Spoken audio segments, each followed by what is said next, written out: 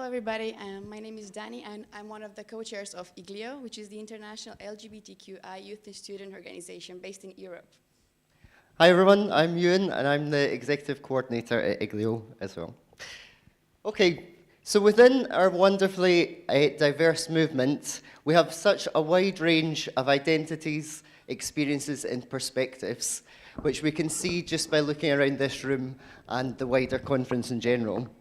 We spend a lot of time trying to convince others about the importance of diversity, and as the concept of intersectionality gains importance, we're spending more time reflecting on representation within our own organisations, groups and networks. If we're going to convince other people of the importance of diversity, we also need to make sure that we're role modelling this ourselves. So we'd like to ask you all to take just a brief moment to think about where some of the gaps in representation might be within your own organisations. Sorry, flowers. So when we carry this kind of organizational audits or reviews, one of the intersections we often forget is that of age. From talking to many of you here, I was really happy to see that many organizations are being formed that are being led by young people.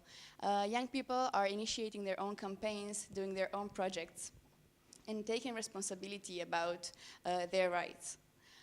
While it's really important that we celebrate this and the young people that are doing amazing things all over the world, I think it's really important that we recognize that many of them are not involved in our movement. And thus we should really carefully think about the representation and meaningful participation of young people in our movement. Okay, so in true IGLYO style, we're going to ask everyone who can to stand on your feet. And if everybody can get up. Okay. And we're going to ask you, we're going to read out a series of 5 statements, and we want you to only stay standing if you can confidently answer yes to each statement. If you say no, if you sit down, and we'll see how we got on. So our first, and when we talk about young people, we mean under 30s. Okay? Our next slide, please. Yes, doesn't work. Okay. First question. Young people attend or are part of our group or organization? Yes. No shame if not, if you answer no to that question, if you sit down. Next slide. Young people are involved in the planning of our work. Yes, good. Next one. Young people are part of the leadership of our group or organization. No. Okay, we're doing pretty well so far. Number 4, young people's opinions and ideas are treated as equal to that of others within our group or organization. Yeah?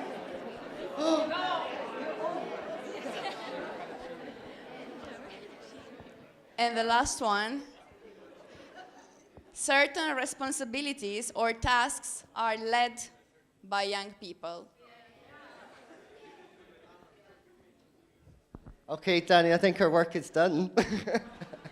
Okay, that's great. It's really good to see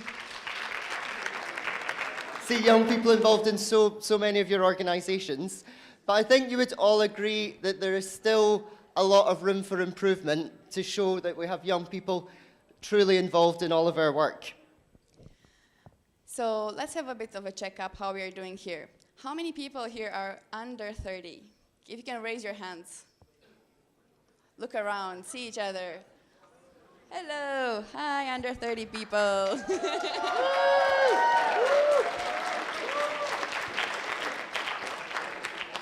Thank you so much. Within our larger movement, young people are not just underrepresented, they are also underrepresented in other areas of the world. A recent report has been showing that only 1.9% of the 45,000 parliamentarians are aged below 30. This figure is even more staggering when 50% of the population is under 30. in Europe, we have a really thriving youth movement, but unfortunately, we still tell young people that they need to play politics before they get into the real thing. Okay, so here are IGLYO's top tips to increase youth participation in your organisations. And we did this with some help from young people, or at least youthful-looking people at the very conference. We have our first slide. Next slide. So, first of all, number 1, connect with youth and student organizations. The first rule of youth work is to meet people where they're at.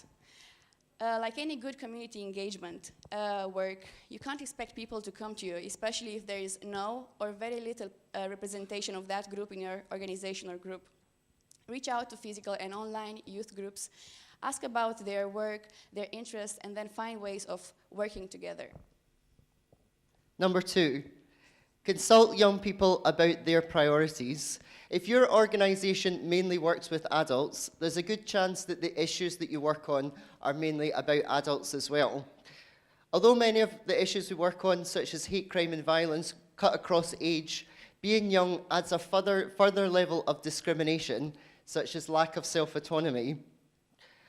Find out what are the main issues faced by young people in your area or context, and take the time to listen to them to really understand what that means.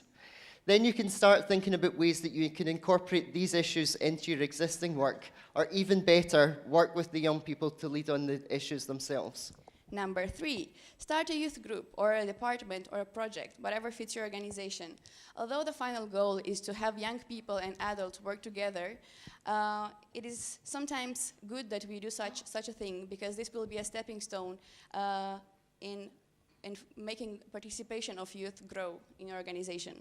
Okay, we've got 1 minute, so we're going to be very fast. 4, think about accessibility. It's easy to keep doing things the way that we always do because we feel that that's what works. But sometimes we forget about the people we're excluding through our practices. Think about things on a practical level. Is the time or location that you meet stopping young people from being involved? Or is it on a structural level, where the format of your meetings, the culture of your organisation, or even the language that you use is preventing youth participation? Number 5, offer participation opportunities at different levels. Not everyone is born wanting to be a board member or spokesperson. We need to offer different ways of getting involved that require different types of commitment from people. Over time, some of them will be interested in progressing and taking on more responsibility. And finally, get in touch with IGLYO. IGLYO was started by young people over 30 years ago and has now grown into a network of nearly 100 organisations in 43 countries across Europe. We have a mountain of resources, trainings and ideas for how you can better involve young people in your work and ensure that the movement continues to produce confident and experienced activists. Thank you. Sorry.